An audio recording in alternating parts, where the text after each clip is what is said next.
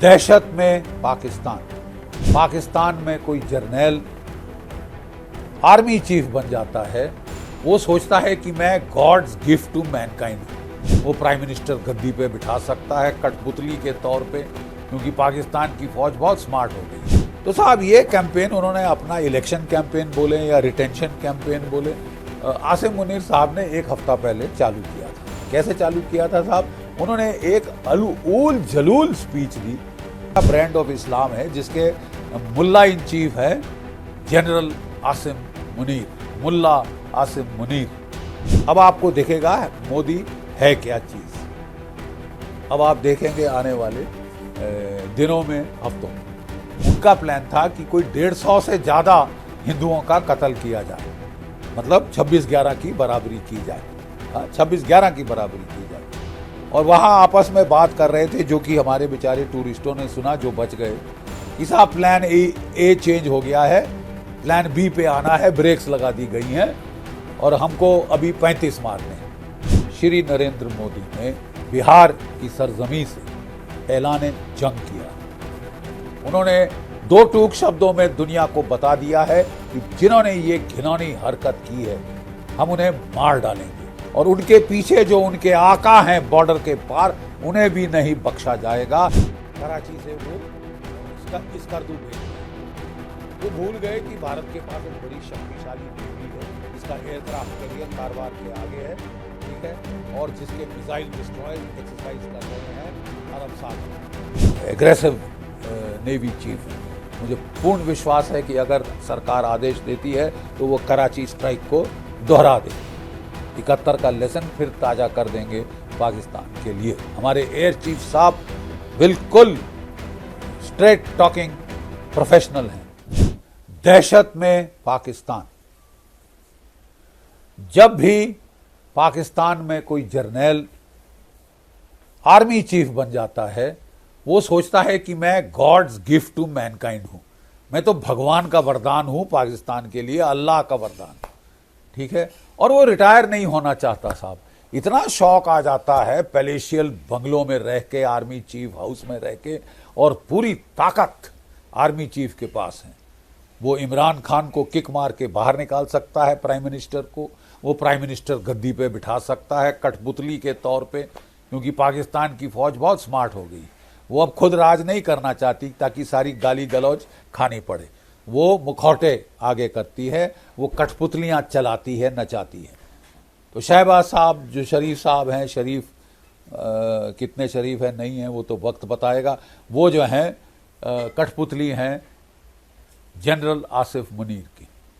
General Asif Munir के retirement का time आ गया है, और जैसे कि पाकिस्तान में स्टैंडर्ड प्रैक्टिस है, जब भी कुछ महीने रह जाते हैं आर्मी चीफ साहब की रिटायरमेंट के पहले, वो और उनका स्टाफ ओवरड्राइव में जाते हैं कि कैसे रिटायरमेंट को आगे धकेला जाए, कैसे पाकिस्तान की सरकार, कठपुतली सरकार की दुम मरोड़ी जाए कि वो एक्सटेंशन दें कि भारत से युद्ध होने वाला है।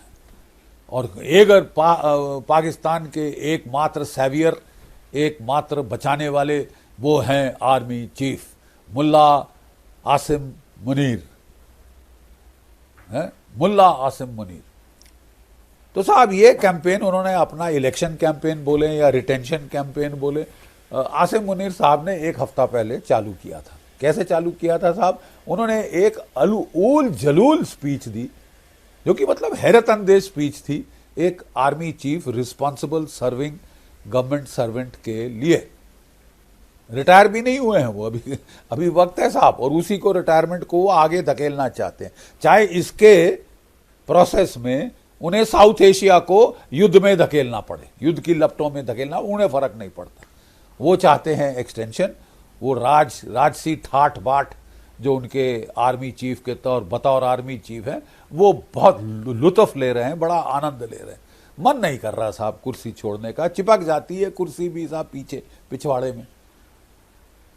लेकिन ये तो साहब अब एक नई हद पार की है जो इनके पहले किसी आर्मी चीफ ने नहीं करी। एक हफ्ता पहले उन्होंने जो स्पीच दी मीडिया के सामने, उन्होंने एक स्पीच दी जिसमें उन्होंने सिविलाइजेशनल वॉर डिक्लेयर कर दी हिंदूज और मुस्लिम्स के अंदर और भारतवर्ष के बरखिलाफ। हमने सैमुअल हंटिंगटन का क्लैश ऑफ सिविलाइजेशंस तो सुना था, लेकिन इस टाइप की कॉम्युनल स्पीच एक आर्मी चीफ से हमने पहले सदियों तक नहीं सुनी। अनूठी स्पीच थी साहब, अजूबा था अपने आप में। क्या ये अनाप शनाप बक रहे थे, किसी को कुछ समझ नहीं आ रहा था। ये कभी हिंदू और मुस्लिम इकट्ठे नहीं रह सकते, ये अलग वो अलग, और फिर ये रियासत मदीना की बात कर रहे थे कि जो सेकंड रियासत मदीना है वो है पाकिस्तान, वो सऊदी अरेबिया को सिखाएगा इस्लाम क्या है। वहां से आई थी इस्लाम इधर है? वो यूनाइटेड अरब एमिरेट्स को सिखाएगा इस्लाम क्या है।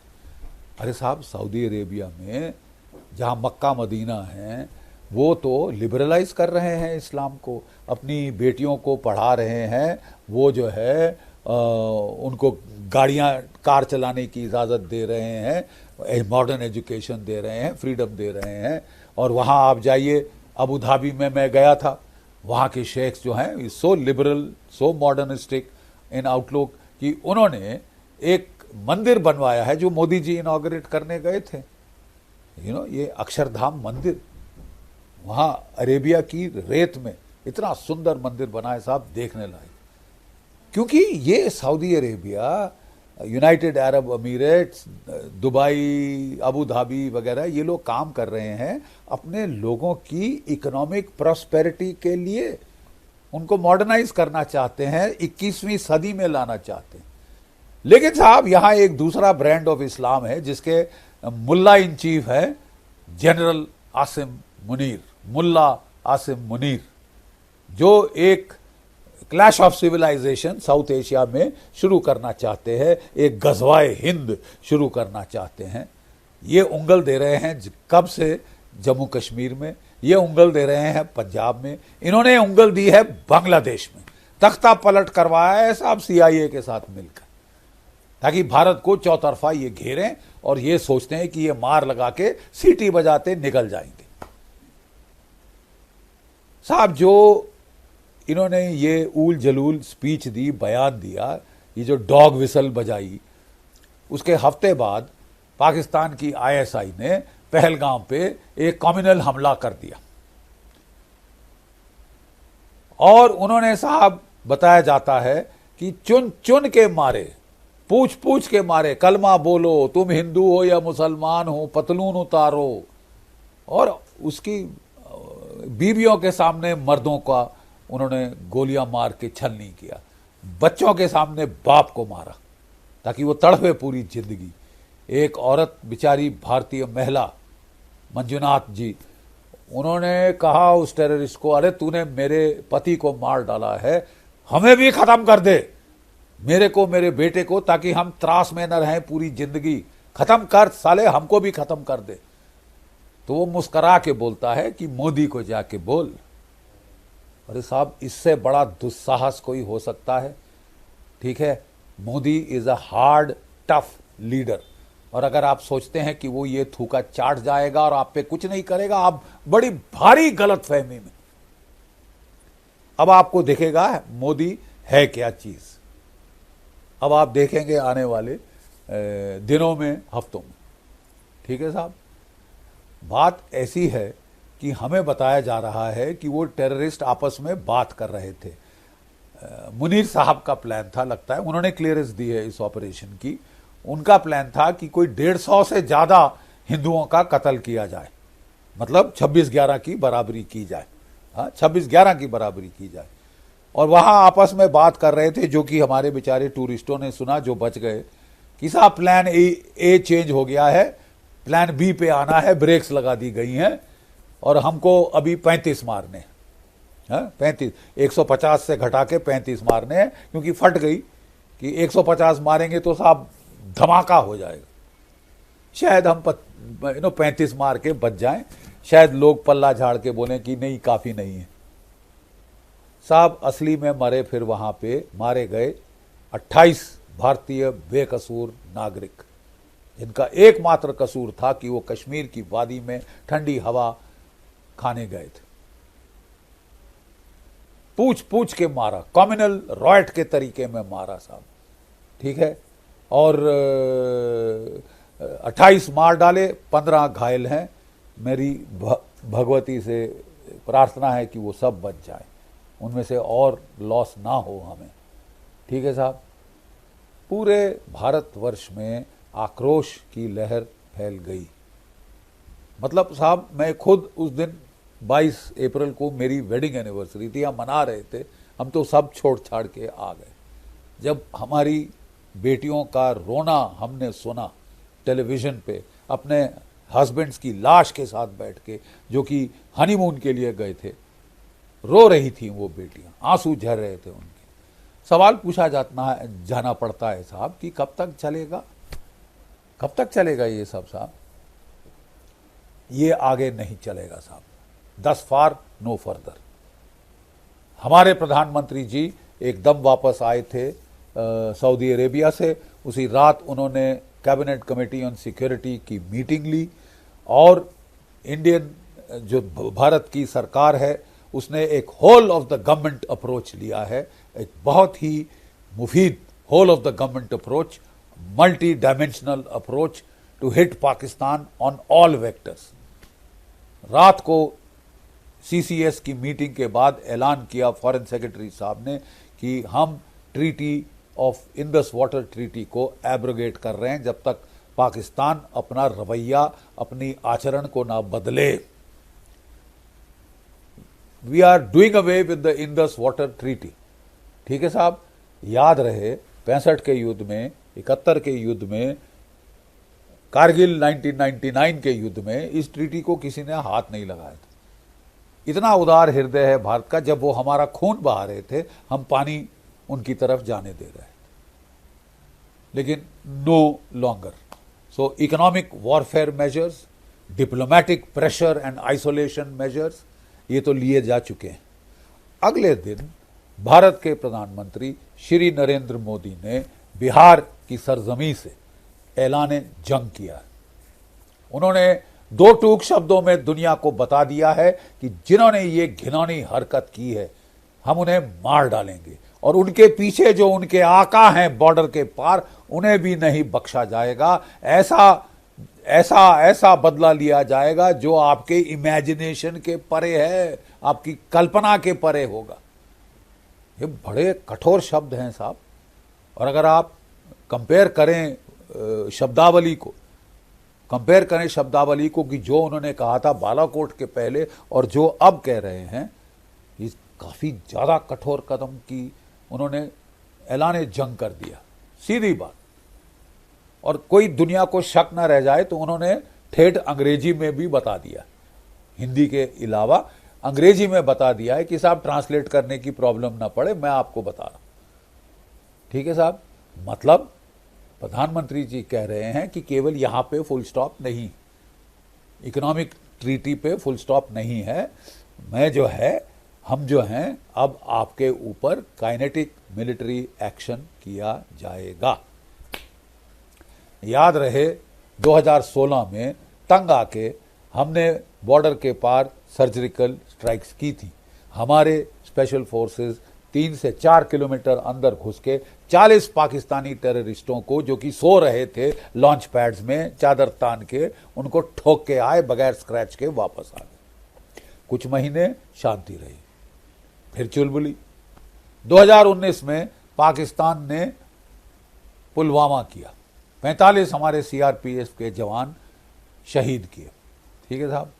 और उसके पश्चात भारत ने बालाकोट की एयर स्ट्राइक करी, 80 किलोमीटर वो जो है पाकिस्तान के अंदर घुस के एक जो उनका टेररिस्ट ट्रेनिंग कैंप था उसके परखच्चे उड़ा दिए, और 200 पाकिस्तानी टेररिस्ट वहां मार गिराए, लाशें बिछा दी, ठीक है साहब, लाशें बिछा दी। एक छोटी सी हमसे गलती हो गई कि हमने जो टेररिस्ट टारगेट चुनी थी वो पॉपुलेशन सेंटर से बहुत दूर थी, आबादी से बहुत दूर थी। जंगल में मोर नाचा, आग बरसी, किसी ने ना देखा, ठीक है साहब। और आग बरसी, 200 टेररिस्ट मारे गए, लेकिन पाकिस्तान ने अपनी इज्जत बचाने के लिए बोला कि साहब कौए मरे, क्या कहते हैं, गौरैया मरी, पिजन्स मर गए और कबूतर खाना बन गया, लेकिन कोई हमारा कुछ हलाक नहीं। और यहाँ ऐसे लोग थे जिन्होंने उसको एको किया, साहब एको चेम्बर बन गए पाकिस्तान का। तो साहब मैं एक चीज समझाना चाहता हूँ, ये जो दोनों एक्शन थे, surgical strike, air strike Balakot, ये थे स्ट्रेटेजिक सिग्नलिंग। हमने सिग्नल भेजा था पाकिस्तान को, thus far no further. We had fired a shot across the bow with both these actions which escalated gradually responsibly. ठीक है साहब। बालाकोट के बाद 2 साल पाकिस्तान चुप रहा, 2 साल। Let me be straight forward, 2 साल पाकिस्तान बिल्कुल चुप्पी साध के रहा, मुंह खोलने की हिम्मत नहीं हुई। जब हमने आर्टिकल 370 हटाया, चैं चैं करता रहा, कुछ नहीं किया ग्राउंड पे, क्योंकि समझ आ गई थी कि मार पड़ेगी। ठीक है साहब, मार पड़ेगी। फिर रोते हुए अपने आका के पास गया चीन, शी जिनपिंग साहब मुझे बचाओ। और शी जिनपिंग साहब ने इनकी हौसला अफजाई के लिए लद्दाख में इंट्रूजन कर डाली। उनको भी साहब उल्टे बांस बरेली को पड़ गए साहब, लेने के देने पड़ गए लद्दाख में, क्योंकि इंडिया ने काउंटर मोबिलाइजेशन करी। Man for man, tank for tank, gun for gun, fighter for fighter हमने मैच कर दिया साहब, और ओवर मैच कर दिया। तो चीन समझ गया साहब कि वो भारत नहीं है 1962 का, जो कि आप आराम से धक्का दे दे और वो फिसल जाएगा। ठीक है, इट कम बैक। और अब ये है साहब कि चीन जो है वो समझ गया है। चीन जानता है कि उसको मुसीबत आन पड़ी है ताइवान पे, साउथ चाइना सी में, और अमेरिका का आक्रोश। डोनाल्ड ट्रंप साहब तो ट्रेड वॉर शुरू कर दी है, नो होल्ड्स बार्ड चीन के बरखिलाफ, और इसके चलते वो परेशान है। वो 2 फ्रंट पे नहीं लड़ना चाहते, अपने ईस्टर्न कोस्ट पे और यहाँ लद्दाख में आके पाकिस्तान के लिए नहीं लड़ना चाहते। तो उन्होंने थॉ शुरू किया है, दोनों देशों ने मिलकर एक दूसरे के साथ। अकलमंदी है। Why fight 2 front war? बेवकूफ़ी, महान बेवकूफ़ी हुई। तो अभी तक तो चीन का रवैया बिल्कुल ठीक रहा है, उन्होंने कंडेम किया है इस टेरर अटैक को। ठीक है, अब देखना है कि इसके आगे वो क्या करते हैं। पाकिस्तान की जो गुहार लगेगी, मेरे आका मुझे बचाओ वगैरह, क्योंकि अब बत्ती बंद हो गई, बत्ती गुल हो रही पाकिस्तान। ठीक है साहब। इंडिया का whole of the government approach, graduated approach to turn the pressure on, screw by screw, notch by notch, screw turn by screw turn. ठीक है साहब। और आसिम मुनीर साहब वो छुट्टी मनाने के लिए कजाकिस्तान गए होते। अभी ठंडा है ना कजाकिस्तान, तो ये सारे टूर प्लान किए जाते हैं कि जब गर्मी बहुत बढ़ जाए तो हम कजाकिस्तान जाएंगे, ठंडे में जाएंगे साहब, फैमिली के साथ छुट्टी मना के आएंगे वगैरह वगैरह। दौड़े आए, वापस दौड़े आए रावलपिंडी। ठीक है साहब। और उन्होंने जो पहला पैनिक में ऑर्डर दिया, वो उन्होंने दिया कि कराची से जहाज जो हैं, फाइटर जेट्स जो हैं, वो स्कार्दू भेजो, क्योंकि उनकी पसीने छूट रहे थे कि आया पीओके पे हमला, आया पीओके पे हमला, आया गिलगिट बाल्टिस्तान पे हमला, तो स्कार्दू में जहाज भेजो, वहां रीइंफोर्समेंट करो, एयर डिफेंस एक्टिवेट करो, इत्यादि इत्यादि। कराची से वो स्कार्दू भेज रहे हैं। वो भूल गए कि भारत के पास एक बड़ी शक्तिशाली नेवी है, जिसका एयरक्राफ्ट कैरियर कारवार के आगे है। ठीक है। और जिसके मिसाइल डिस्ट्रॉयर्स एक्सरसाइज कर रहे हैं अरब सागर में, जहां से वो अपने चाहे ब्रह्मोस फायर करें, चाहे कितने सारे मिसाइल जो हमारे पास हैं, दागे, निर्भय वगैरह, कितने क्रूज मिसाइल्स हैं हमारे पास, फरकच्चे उड़ा सकते हैं कराची के। आप कराची खाली कर रहे हैं, बहुत अच्छी बात। ठीक है साहब। और उस वक्त जब उन्होंने मीटिंग बुलाई आर्मी नेवी अपनी वॉर काउंसिल की, तो साहब उनके जो एयर चीफ साहब हैं, सबसे ज़्यादा ठंडे पसीने उनके छूट रहे थे। वो उनको कह रहे थे कि साहब आपने बड़ी गलत टाइम पे पंगा लिया है, थोड़ा बता के पंगा लेते। हमेशा ये पाकिस्तान की एयरफोर्स और नेवी का रोना होता है कि साहब बता के तो पंगा लेते, क्यों साहब, क्या प्रॉब्लम है? न्यूज़पेपर रिपोर्ट्स के मुताबिक, मीडिया रिपोर्ट्स के मुताबिक पाकिस्तान का एयर चीफ कह रहा है मेरे 50% F-16 अनसर्विसेबल हैं, नॉन ऑपरेशनल हैं। याद है $400 मिलियन का एक अभी ट्रांचे मिला था अपने F-16 अपग्रेड करने के लिए। कितने हुए हैं कितने नहीं हुए हैं वो तो भगवान ही जानता है, लेकिन प्रॉब्लम है वो कह रहा है 50% आउट ऑफ एक्शन है, अपडेट सर्विस जो कुछ भी है वो हो रहा है। फिर उनकी JF-17 फाइटर्स की फ्लीट है जो चीन से आए, और पाकिस्तान की एयरफोर्स को 2 कौड़ी का विश्वास नहीं है इन फटीचर जहाज़ों से चीन के, सस्ते और टिकाऊ नहीं है साहब। इनके जो आधों के रडार काम नहीं कर रहे। पैनिक मोड में है पाकिस्तान का एयर चीफ, और वो कोस रहा है आसिम मुनीर साहब को कि साहब कोई वक्त देख के पंगा लेते। ठीक है साहब, अरे साहब हमारी नेवी तैयार है, पहाड़ों में लड़ना है, बड़ा बढ़िया मौसम है पहाड़ों में लड़ने का। मई जून जुलाई में कारगिल का युद्ध हुआ था, आप दूसरा कारगिल का युद्ध चाहते हैं, सो बी इट, आपकी हर ख्वाहिश पूरी की जाएगी साहब, तमन्ना पूरी कर देंगे हम। ठीक है साहब, army navy air force are all 3 ready to give it back to you.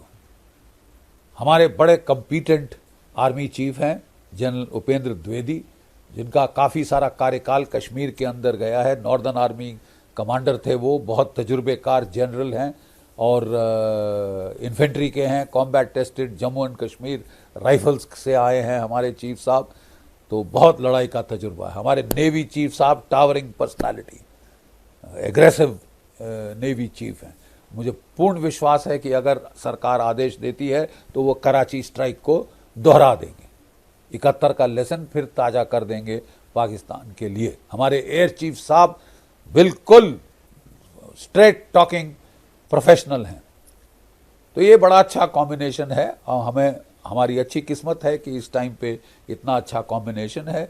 Modi साहब हमारे प्राइम मिनिस्टर हैं, NSA साहब डोवल साहब हैं, और रक्षा मंत्री हमारे राजनाथ सिंह जी हैं।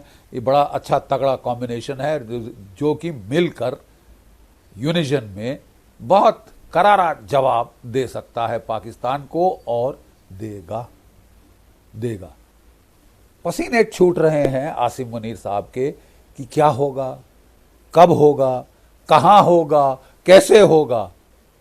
बड़ी खुशी की बात है साहब कि आसिम मुनीर साहब का ब्लड प्रेशर चढ़ रहा है, उनके बैक में लो बैक एक हो रही है। ठीक है साहब, और माथे पे ठंडा पसीना आ रहा है, आना भी चाहिए। आपने हरकतें ऐसी ओछी करी हैं, क्या कहते हैं, बेकसूरों बेगुनाहों का खून कत्ल करवाया है साहब आपने, बेगुनाहों का खून बहाया है आपने। एक भी बेगुनाह की मौत पूरी इंसानियत की मौत है, ये कुरान शरीफ के अल्फाज है। आपने किया है साहब, और आप इसकी भुगतेंगे, अपनी करनी की सजा आपको मिलेगी। एक्सटेंशन चाह रहे हैं ना आप, आपकी एक्सटेंशन आपके लिए सर दर्द बन जाएगी साहब, बड़ा भारी सर दर्द बनने वाली। India has no option but to react. आपने कोई चारा नहीं छोड़ा भारतवर्ष के पास, सिवाय कि वो स्ट्रांग काइनेटिक रिस्पांस दे, सस्टेन्ड काइनेटिक रिस्पांस दे, जिस भी रूप में दे। ये हमारी सरकार का फैसला है। प्रधानमंत्री मोदी, राज्य अपना जो रक्षा मंत्री, हमारे रक्षा मंत्री जी हैं, जो हमारे NSA साहब हैं, जो 3 सर्विस चीफ्स हैं, वो मिलके फैसला करेंगे, और बड़े काबिल हाथों में देश की बागडोर है। मुझे पूर्ण विश्वास है कि वो करारा और सटीक जवाब देंगे, सटीक और करारा जवाब देंगे। अगर लिमिटेड वॉर हो जाती है तो हो जाने दो, और कुछ भी मिलिट्री आउटकम हो, एक आउटकम सर्टन है पाकिस्तान वालों, सुन लो। तुम्हारी इकोनॉमी जो चरमरा रही है, which is about to collapse, वो कोलैप्स होकर ही रहेगी। एक लिमिटेड वॉर आपकी इकोनॉमी का भट्ठा बिठा देगी। फॉरेक्स रिजर्व्स आपके $8 बिलियन पर हैं। जो तबाही होगी आपके जेट फाइटर्स की, टैंकों की, वॉरशिप्स की, तोपों की, हेडक्वार्टर्स की, असले की, मैन पावर की, उसको मेकअप करने में जो आपके $8 बिलियन ना, वो खलास हो जाएंगे और आप फिर टोकरा लेके भीख मांग रहे होंगे कि लोन चुकाने के लिए दूसरा लोन लेंगे, तीसरा लोन लेंगे, चौथा लोन लेंगे, आपकी ऐसी तैसी हो जाएगी। One certain outcome of even a limited war, जो कि एस्केलेशन, काउंटर एस्केलेशन से चढ़ती है और हो सकती है, yes, why not. We all have to wait and watch what decision is taken in New Delhi, उसके ऊपर मुनस्सर है। लेकिन एक चीज जो क्रिस्टल क्लियर है कि Pakistan economy will be flush down the tube of history. जैसे कि सोवियत संघ की इकोनॉमी 1990 में कोलैप्स हो गई थी और सोवियत संघ 15 देशों में स्प्लिंटर हो गया था। आपकी और कोई नतीजा हो ना हो, आसिम मुनीर साहब, आपने इंश्योर किया है कि आपकी कंपनी की इकोनॉमी डूब जाए, तबाह हो जाए, सर्वा सत्यानाश हो जाए। ठीक है साहब।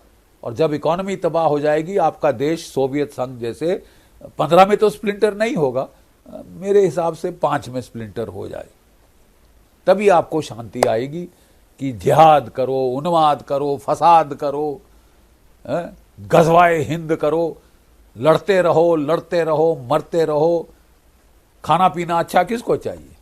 ठीक है, हमें तो साहब जिहाद चाहिए, उन्माद चाहिए, कत्लो गारत चाहिए। अभी बिलावल भुट्टो साहब वहां से गीदड़ बबकी दे रहे हैं कि इंदस में पानी नहीं बहा तो खून बहेगा, तो खून बहेगा। आपके यहां तो खून बहेगा साहब, क्योंकि you have brought it upon your self. आप चैन से बैठ नहीं सकते, चुलबुली जरूर करनी है। अपनी इकोनॉमी देखो, अपना सवा सत्यानाश होते जा रहा है, उसको रोको, उसको बचाओ। नहीं, कश्मीर में जंग करेंगे, पंजाब में जंग करेंगे, बांग्लादेश में तख्ता पलट करेंगे, भारत को उंगल देंगे, तो फिर उंगल वापस मिलेगी साहब, एंड हार्ड। जय भारत, जय हिंद।